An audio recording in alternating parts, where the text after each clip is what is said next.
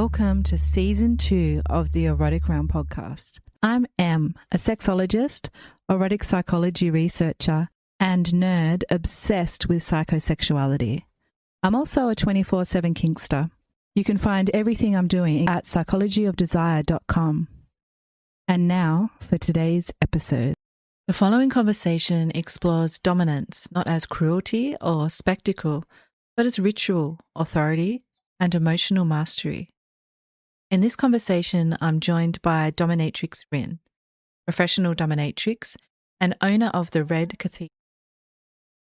We talk about the dominatrix as a psychosexual sorceress, the dungeon as ritual space, Catholic aesthetics and transgression, and how authority, when embodied consciously, becomes transformative rather than destructive. This is a conversation about precision, presence, and the kind of power that requires responsibility. Enjoy. Hi everyone, and welcome to the Erotic Realm. Today I am thrilled to be exploring the erotic realm with Dominatrix Rin. Welcome, Dominatrix Rin. Hi, thank you for having me. Thank you for being here. So before we dive into all things dungeons and power, I'm curious to hear from you. What does your ordinary life look like when you're not being a dominatrix? I love this question because so often I think people see sex workers as very one-dimensional people. And, they see us as a fantasy, but really a lot of us have so many interests and these really big lives outside of our work. So for me, I love volunteering. I love plants. I love to garden. I am a rock climber. I'm super athletic. I love to travel. I have many special, I love to create art. I love to read. I love to write. I have many special interests. Amazing. Sounds like a full life. Yeah. So when you speak about yourself erotically, how do you currently identify, both in terms of your sexuality and your kinky self? Well, when I speak about myself erotically, I often am incorporating themes of power and control. And I think this is a really important thing for women, especially. This does many, many things to help people think about the concepts of gender and how we look at power. Mm-hmm. A lot of women are usually considered more submissive naturally. And in my experience, this could not be further from the truth. I think women make excellent leaders and can be extremely dominant. There are a lot of gender roles imposed on us and conditioning we have from birth around how we're supposed to be and the roles we're expected to play to fit into society in a comfortable way. And I think men and women suffer from this. Mm-hmm. So do you not put any labels on yourself in terms of your sexuality and kinky self? Are you simply known as Dominatrix Rin and that's what you embody? Pretty much. I'm pansexual, so I love everybody. I'm happy in all spaces in that respect. And yeah, I love being a dominatrix, and there's so many layers to it. I'm in my 8th year as a professional now, so it's been 8 years of being a full-time professional, and I've gone through many iterations of it, and I've come full circle in this really beautiful way, where it can simply be I'm a dominatrix. Many people are curious about it, and many people come with questions, and I like them to see me, to get to know me, to behold me, and to understand what that means themselves, Beautifully said. what that means for themselves. Thank you. So I'm curious, what are your top 3 kinks currently? My top 3 kinks, I love blood play. I love vampirism. I have permanent fangs. Oh, wow. So the concept of vampirism is really fascinating to me because I think there are parallels between the vampire and the succubus. And Mhm. the succubus, in my opinion, is how Christianity demonized women's sexuality. So I really love to embody and play with these concepts and themes. And that is one of the reasons I love blood play. It's also a lot of trust. It's a person's essence of life. So Mm. it's really a beautiful thing to contain with a person in a scene. And I actually studied pre-med, and I did a lot of like pre-meds in college. So I'm very familiar with the human body. I also took phlebotomy. So I'm really, really good at handling blood play in a safe way. I also take PrEP before and after my blood play sessions. PrEP is an incredible medication to reduce the risk of HIV. So I think Mm. a lot of safety measures can be taken to do blood play safely. And I love it. I love it so much. My other top two favorites, I love impact play. Mhm. From the beginning, impact play, sadism, pain have been a huge part of what inspires me and drives me as a dominatrix. And I think my third, I love prostate play. I'm going to be real. Please. It's the greatest. I love helping somebody see God. I love helping somebody access those parts of themselves. And I always jokingly say, if God didn't want you to be fucked up the ass, he wouldn't have created the prostate. Do I believe in God? No, but I love that saying. So when did you first realize that dominance wasn't just something you did, but something that you were and you embodied the dominatrix? There were many clues growing up. There were many things that alluded to me being a bit strange and unusual. I remember when I was very young, I was at a friend's place, and she had actually wrote about this on my website. She had a little ceramic figurine. It was a cat, and she dropped it, and it broke. And I went to go pick it up for her, and the pieces were incredibly sharp, and one of them cut me by accident. And I noticed that it didn't hurt me. And I was so fascinated by the blood. I wasn't alarmed at all. I was captivated by it. So that Mm. was my first clue that I was a bit strange. There was something different about me. I've always been a naturally dominant person. I think it's just a part of who I am and who I've always been. And becoming a dominatrix was something people always suggested to me, even in my younger years. A lot of people would always say, "You should be a dominatrix." And I would always say, "Why? What about me makes you say that?" It was a lot to do with my style and my aesthetic, but also the way I carried myself. Mm. Mhm. Yeah.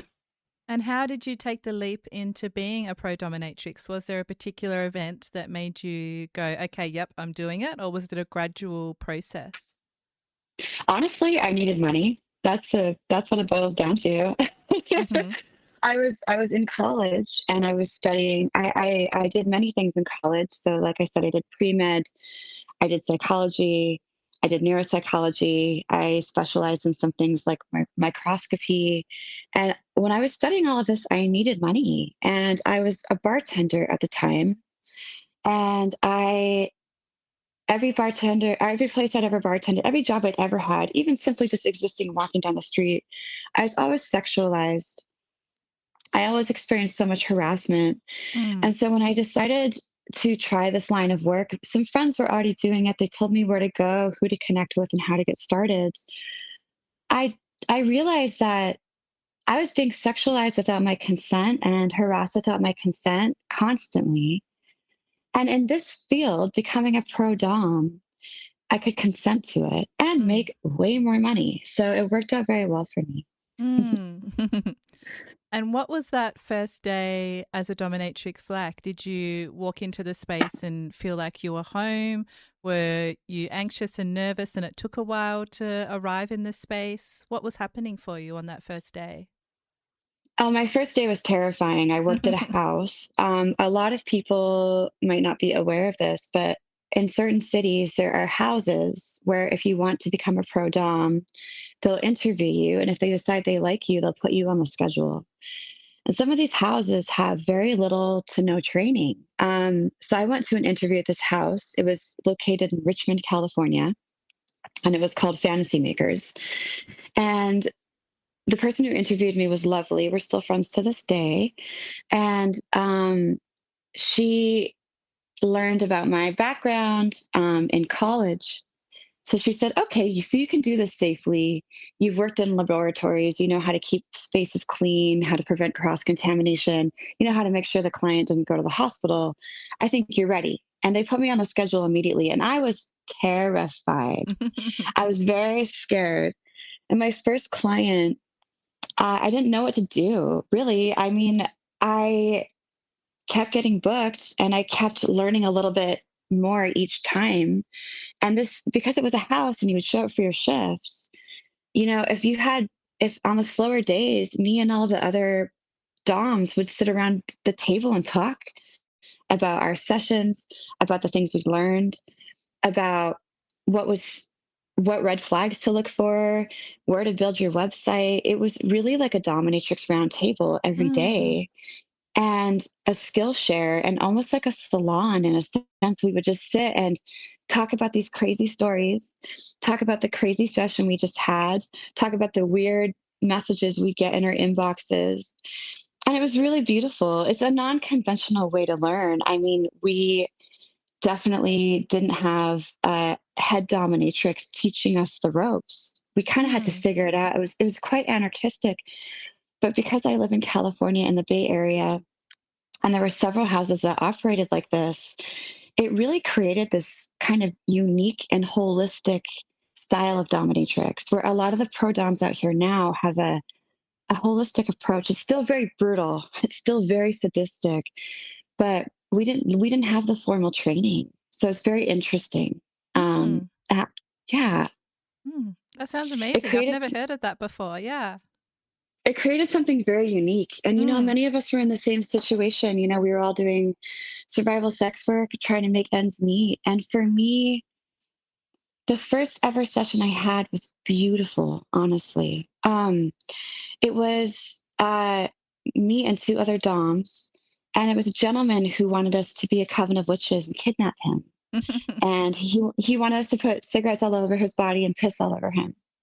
And so I was just following the lead of these DOMs, and I was in awe. They were so beautiful, so commanding, and he loved it. Every second, I could just see how connected he felt and how intimate it was. Mm. And it truly was beautiful. It was a beautiful experience for me, and I never looked back because I went into it needing money. And I went into that experience, that session that day that changed my life forever, changed the course of my life forever, because I'd never experienced intimacy like that before. And Mm. putting a cigarette out on somebody, I remember thinking to myself, I don't know if I could do that to a person. Like, I don't know if I could just do that to somebody. I was worried. I was like, ooh, am I capable of this? Mm. It wasn't so much the act of, haha, I'm going to put the cigarette out on you, although that's very fun also. It was the act of that connection, that intimacy, that beauty that was so unhinged and so unconventional, so unique, truly such a different path than what intimacy normally looks like. But true, it was more intimate than sex. Like it was incredible. And I never Mm. looked back. Mm. And after that, I was in many sessions where I was just kind of figuring it out, trying to understand how to do it. Mm. Wow, it's so interesting hearing you describe it as more intimate than sex and coming back to that word intimacy over and over again, because I'm sure a lot of people, when they think about a dominatrix session, their first word that they would think of probably wouldn't be intimacy. What is so intimate about it? Is it the fact that you're exploring the erotic realm of someone so intensely, something that they maybe don't show other people? Yes, I think it's that a person can truly be themselves and they can Mm. explore things that they normally might feel ashamed to explore in a very safe space. Mhm. Safe but not safe, you understand? Like it's it's it's really, really fascinating how people don't feel they can ask for these things in their day-to-day relationships. Mhm. And they don't feel that they can explore these sides of themselves. But when a person is allowed to access their darkness in that way, in a way that is safe and consensual, it's the deepest kind of intimacy I think you can have. You're really touching a person's soul. And a lot of the things that they see as like freaky or wrong or dark or bad it's really not. Sometimes it's someone who simply wants to experience prostate play. Sometimes it's somebody who wants to experience shame and humiliation in a safe container where they Mm, can transmute when they can transmute their trauma, where they can use their safe word if they need it, and they can go really deep and explore these parts of themselves. Sometimes it turns them on and they simply don't know why. And that's okay too. It doesn't mhm, always have to be deep. Sometimes people are just wired that way. mhm. Now, one of the traditions on the podcast is exploring a quote with you. And today's quote comes from a book that's had a huge influence on me. It's called The History and the Arts of the Dominatrix by Anne Onomus. I'm not sure if you're aware of it. Um, I was lucky enough to train with Anne personally in Melbourne, have her as, and her work really helped me understand the symbolic power of the dominatrix, not just in practice, but in myth, art, and culture, because she's a historian herself. Now, one of my favorite quotes from the book is this: at the heart of female domination is the dominatrix elevated status and position of female authority. Dominatrices embody sublime women who impress their power, allure, and special knowledge upon men. The dominatrix is, in a sense, a sorceress of the psychosexual. And I know you were just mentioning being a witch for your first client. Have you had this Mhm. experience again and again since then of being a kind of psychosexual sorceress for your clients? Absolutely. It's a beautiful quote. And Hmm. I think there is a type of magic that does happen in these sessions sometimes, in these scenes, Mm. where it's kind of an energy. There is a there yeah, sorcery, witchcraft, there is an energy to that there in a way. It's very powerful. You are being worshipped, you are elevated, and you almost step into this, people call it like top space or dom space. And your client or your sub or your play partner, they go into this really beautiful subspace, and it's like a hypnotic state. And it's like you're channeling something in a way. Mm. It truly is beautiful. And I think we all have these parts inside of ourselves. It's really interesting because a lot of men specifically, they don't want women to feel empowered. They don't want a woman who feels elevated. And you see this a lot if you're a sex worker, especially in your online presence, you get all sorts of weird comments, messages, and men being very out of pocket. And I think it's because that power scares them because they are aware of how potent it is and how hypnotic it is. Mm. And when we step into that, there are so many power structures that are destroying the world, and they're very patriarchal, they're very imperialist, they're very white supremacist. All of them are truly, they're poison, they're an evil, and they're harming everybody, even the men. And I think every time a woman steps into this role, you're creating, it's like a healing elixir. It's like something that sort of starts to transfer the energy back where it's supposed to be. I really believe that women are supposed to be in charge. Women do make better leaders. And it's not just an act for me as a dominatrix. It's something that I really deeply embody. And I see it around me all the time. I see so many powerful, incredible women who are amazing leaders. And to experience that in such an unharnessed way in a session, it flows like water. It's incredible. It's Mm. absolutely incredible. Mm. Wow. Okay. A healing elixir. I love that. Absolutely. We're healing the world.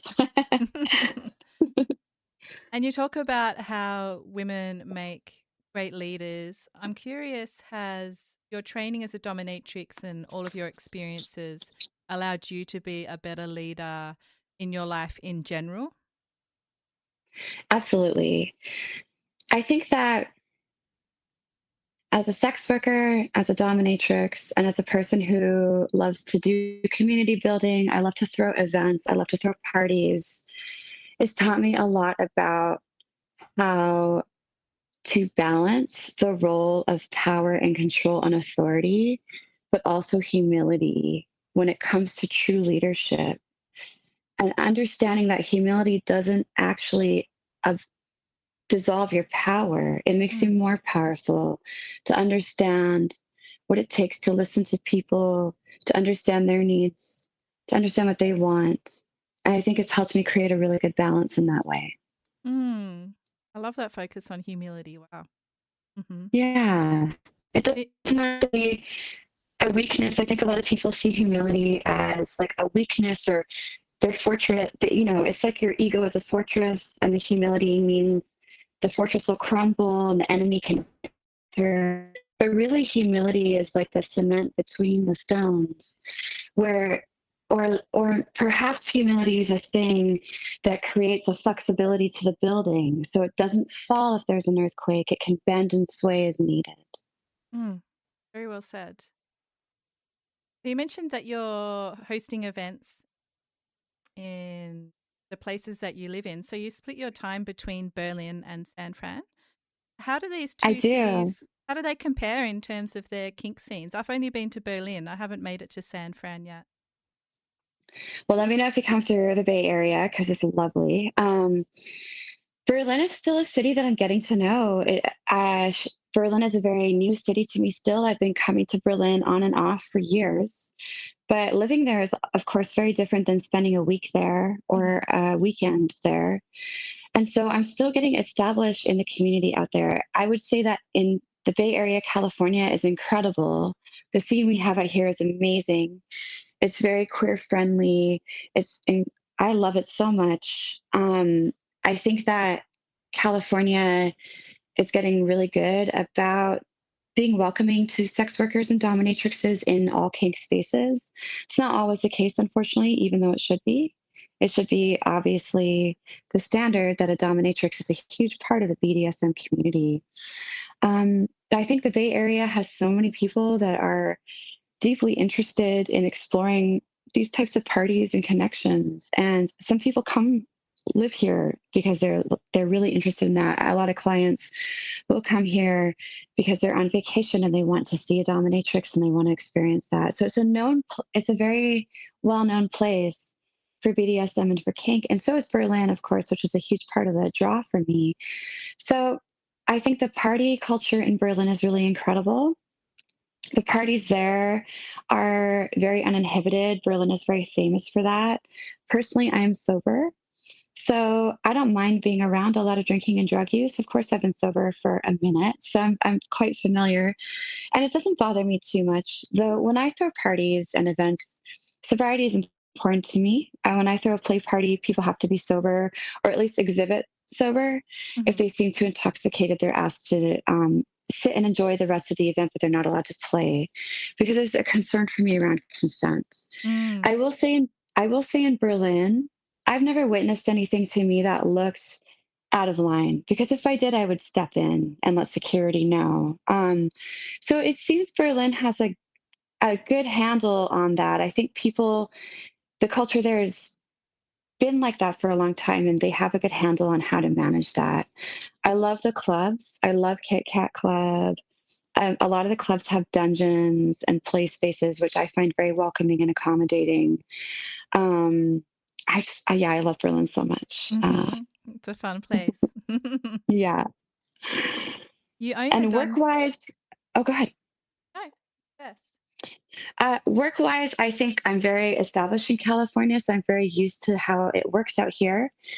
And, working with Americans or people coming to America is a bit different than working in another country. So I'm still figuring all of that out, and learning the nuances and the differences. And thankfully, a lot of the sex workers in Berlin are incredible, very welcoming, very accommodating, just lovely. So that's been wonderful. Yeah, I'll have to get back there at some point. I love that city. It's the best. Quick note before we continue. If you want erotic audio that's immersive, replayable, and beautifully done, Phoenix has a full library at callmephoenix.com. Oh, look at you. Already practicing obedience. Keep going. Use code IOBEYEMMA, all caps, no spaces, at callmephoenix.com and take $5 off. You follow instructions, I reward you. It's as simple as that. Go to callmephoenix.com. Code I obey Emma.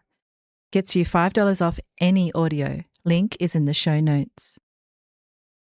You own a dungeon called the Red Cathedral, which is a Catholic-themed dungeon known for blasphemy and sensual seduction. What made you choose a religious theme for your dungeon? Well, I grew up Catholic. Uh-huh. So it was a way for me to transmute a lot of that trauma, I think. And I've always been fascinated with religion, more so in just a psychological way. I'm not religious person. I'm not religious, though I am spiritual. And for me, spirituality is much more related around like esoteric things, magic, the earth. And I will say that the choice to open a Catholic themed dungeon for me felt very aligned with the message behind BDSM. I think there sometimes really can be a deep and beautiful and powerful message. Mm-hmm. And I thought it would be incredible to have a femdom space for sex workers that was Catholic themed, because so much about the structure of the church is sexist, patriarchal, oppressive, and a space where we are goddesses and worship that was Catholic themed sounded beautiful to me. I love to find antiques from all over the world. I remember one time I was coming back from Poland and my rolling luggage was full of candelabras that I bought. Oh. And the TSA was very confused. And I said, well, they were $20 each. Like, how could I not get them? They're gorgeous. They're all over my dungeon. I love finding antiques from all over the world. It's been incredible to source things from all over in my travels to design out the space. And when you learn these things about history, you understand so much more about what informs design and what informs a lot of churches, a lot of modern churches. For example, during the Crusades, a lot of people from England went and they stole enlightenment from the Middle East. In the Second Crusades, they went and they pillaged and they brought all of that back. And that is why most Catholic spaces, if you see something Middle Eastern looking, it makes sense in a design aspect, because so many of that was taken back to England. Mm-hmm. Amazing. I love that. I love a bit of history. Absolutely. Does the theme of your dungeon attract a certain type of client?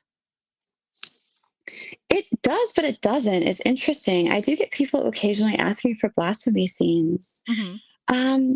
And I'm known for it. And obviously, it's a huge part of my aesthetic and who I am. But I don't get as many blasphemy clients as I would like. Hint, hint, everybody. I get a lot more like people that are interested in prostate play and impact play, power play. Mm-hmm. And do you find that there's a certain type of personality that will come and see you, or is it all types? I think there is a general archetype, but I will say that all types, I think it's interesting because it used to be sort of the cliche that a lot of your clients were older. And that's because in the past, usually people that had the kind of wealth that it would take to go see a dominatrix, they were often older. Now things are different. Now a lot of younger people, they make really good money and they don't have wives or children, and they just, they're really interested and intrigued by this world. So you really get all kinds of ages, all different genders. I get women sometimes. It's great. And I do think that there are many men who do have very powerful jobs. They want to surrender that power. But really, there are many kinds of people that come to me. Mm-hmm. Do you ever get women clients? Absolutely. I love it when women come to see me. It's wonderful. Mm-hmm. And do they generally look for something different compared to men, just being general? Actually, no. It's very similar. I really enjoy it when people give me In my form, I ask for an idea of what they're looking for. And of course, I ask for their hard limits. And we talk about that in person before the scene also. And generally, I have a flow and a style I really like to experience with a person when we're together in my dungeon. So for a lot of women, it's just very beautiful and sensual, but sometimes it's still very sadistic. Some of them really are looking for that and they want to experience that with another woman. Mm-hmm. Amazing. Yeah. Yeah. Another tradition on the podcast is exploring a research article with you, and today's article is titled A World Turned Upside Down, Emotional Labor and Power in the BDSM. And what's fascinating about this article is that it reframes professional domination not as emotional detachment, which some people might see it as from their outside, but rather highly skilled emotional labor. So the article describes the dungeon as an inverted world where the submissive's vulnerability holds power and the dominatrix maintains authority by reading, regulating, and responding, all while sustaining the illusion of absolute control. So the article suggests that domination often involves far more emotional labor than people assume. Do you find yourself managing emotional states most of the time in the dungeon? Absolutely. The emotional labor is sometimes very intense. Mm, And I would say that the emotional labor between me and a client or me and a submissive, me and a partner where everybody's consenting to be there is an honor. I wouldn't call it labor in that respect. I would mm, call it showing up for somebody who's giving me trust. mm, And I'm very attuned to them. I'm very connected to the person. I'm paying attention to their breathing, their pupil dilation, their body language, their hands. Are their hands clenched into a fist? Or are their hands open and relaxed? I always ask people to keep their hands open so it symbolizes being open to the experience. mm, I'm very attuned to the tone of voice, and I'm always making sure that if they are not fully steady in the process or they're not dropping into subspace, maybe there's some nervousness that comes up, maybe they're feeling stressed. I'm always making sure I'm redirecting it in a way that can get them to that headspace that can drop them into subspace correctly. So that to me is not, I don't see that as labor. I see that as a really beautiful exchange of energy and trust. And if somebody is surrendering to me and surrendering their trust to me, it's very sacred, it's very special. It's very powerful. I still think, of course, like while there is a sacredness there, we are building this connection, which is like, I'm the dominant, you're the submissive. That looks like many things. Sometimes it's very sensual and gentle and nurturing. Sometimes there's a lot of praise. Sometimes it's heavily sadistic. And that's really fun to play with those. And I think when it comes to really heavy sadism and really intense impact play and pain play, building that foundation of sacredness and trust means you can go deeper into the fucked up shit you're doing. And you can do it with almost like total abandon. Of course, for me, there's still a part of me that's very restrained and controlled, but going very deep into that dynamic and that bloodlust because the person feels very assured and confident in the safety we built underneath of that. mm, When I think of labor, I think of my day-to-day interactions. I think of strangers on the internet or people that are interested in me and people I don't really know who have a lot of expectations around access to me and access that I don't consent to. And that's when it starts to really feel like labor. Or labor is when you're in a relationship where you should be able to show all sides of yourself and the person is still expecting you to constantly manage everything for them, and so labor for me feels a lot more like, yes, it's labor. Yes, it's exhausting. And this is a thing that harms me in the day-to-day world. In my actual dynamics, it's very beautiful. And it's a thing that it's an occasion that I love to rise to and show up for with steadiness and joy and mm, enthusiasm. But the labor in my day-to-day life is very exhausting.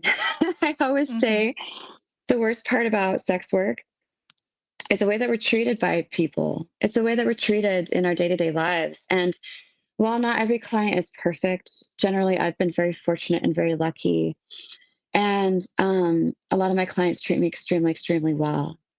It's the day-to-day life, the day-to-day world where I feel like I experience a lot of the poor treatment, whether it's legally, whether it's people in our communities, whatever it is. It's the presumed access. It's the one-dimensional way they look at us. It's not treating us like people. But yeah, in my sessions and my scenes, it's amazing. I love it. I love how you approach it. So Thank you. beautiful. Some of the DOMs in the study also spoke about needing recovery time after intense sessions. Is this something that you also need when it's been particularly intense? And how do you replenish yourself if so? No, I actually, when I do really intense scenes, I am more energized. I am more Wow. invigorated. I'm like ready to go. I love really intense scenes because I'm just like ready to go out and party. I'm ready to go to like a club. I'm ready to, I just, it invigorates me. It rejuvenates me in a way. I do say like, after a client, I love to have a cup of tea and like ground myself that way. Tea is a really huge part of my aftercare as well. I like to have tea with them. Mhm. I like to drink tea. I like to drink tea myself. I take off my lingerie, I put on a robe, I drink some tea, and then if it's evening, I'll usually go out. I'll go to a club. And if it's daytime, I'll probably create art. I'll probably maybe do a photo shoot. I feel inspired after. Mm. Are you saying that you don't experience a DOM drop after being in a type of DOM top? I usually don't know. Mm. I usually just, yeah, dawn drop happens. I have experienced that Mhm. in my more interpersonal dynamics. I've experienced that. But for me, after a good session, a good client, I feel very invigorated.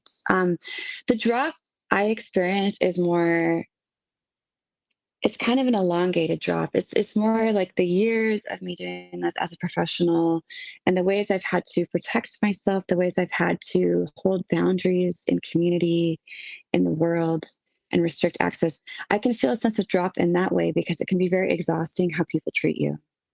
Mhm. You're very clear about consent and negotiation. Where do you see power being mishandled most often in kink spaces and in the kink community?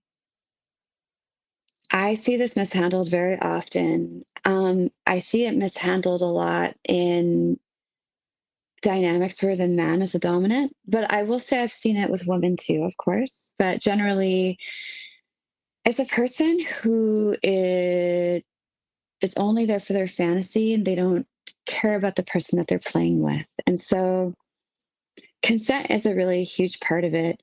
I will say a really important part of consent as well is being able to trust my submissive. It's a little different with a client, of course. Sometimes they don't have a lot of experience, they need my guidance. But trust needs to be established in both ways. As a dominant, I will always honor a safe word. And if I'm uncertain a person is comfortable using a safe word, I will encourage them to use it. Sometimes I'll force them to use it and say, if you don't use your safe word 2 times in the next half an hour, then I'm not going to play with you again because I want to feel trust in knowing that they can use their safe word. I think sometimes a submissive feels if they say the safe word that they're disappointing the dominatrix or that they're being weak. And I want to really change the perspective on that for the person so that they feel safe and empowered to use it because I also need to trust that they can use it as well. So of course, the main issue is a lot of dominance violating the consent of their submissives and not caring about how these things affect them long term or potential violations and assault. Also, DOMs can experience these violations in people that are not communicating Mm. correctly their needs and boundaries. So I think for everybody, there is a responsibility. Now, if you're playing with a DOM and they are not asking about safe words and they're not respecting your safe words, then you need to run and get the fuck out of there. And I Mhm. think for a lot of DOMs, we also need to start having conversations around ensuring that we can trust people using their safe words and that we can make sure that they're using them. And how do we assist them in doing that? And how do we make sure this is a safe place for everybody? Mhm. As part of our conversation today, I asked you to bring along something to share, such as a quote, book, or a movie that's influenced your eroticism. Can you share with us what you've brought along today and how it has shaped your erotic realm? Well, I have two things I'd love to share with you. The first is a quote I've loved since I was a child. It's from 1984. It's a George Orwell book. And the quote is, she had torn her clothes off, and when she flung them aside, it was with that same magnificent gesture that an entire civilization was annihilated. And to me, that quote really speaks to the power of a woman's sexuality and sensuality, and how her owning that and embodying that can topple a civilization, can topple patriarchy, can topple capitalism. I've always thought that was such a beautiful quote. I also deeply loved a lot of media as a child that showed really strong women. I loved the movie Tank Girl, and I loved the movie The Craft. The Craft was very interesting for me because it showed a lot of archetypes of power and powerful women and magical women as well. And it was interesting because they painted out one of the main characters, Nancy, to be the villain. But if you're able to read between the lines, it showed her being demonized for having trauma and for fighting back against a man. And I always thought that was deeply interesting. There are also characters from a lot of comic books I loved. Like, I loved to read Batman comics when I was a child, or X-Men. And in Batman, the character Poison Ivy was supposed to be a villain, but really she was a good guy. I mean, she would kill an oil CEO. She would murder an oil CEO to protect the earth. And I remember even as a child thinking, is this supposed to be a bad guy? Like, We love so Poison I do Ivy. love, yeah, exactly. And I love seeing a lot of these archetypes in pop culture and kind of exploring them and seeing what they mean and looking at it through the lens that I have now. Mm. Okay, and what about a peak erotic experience? So you've had 8 years now working as a dominatrix.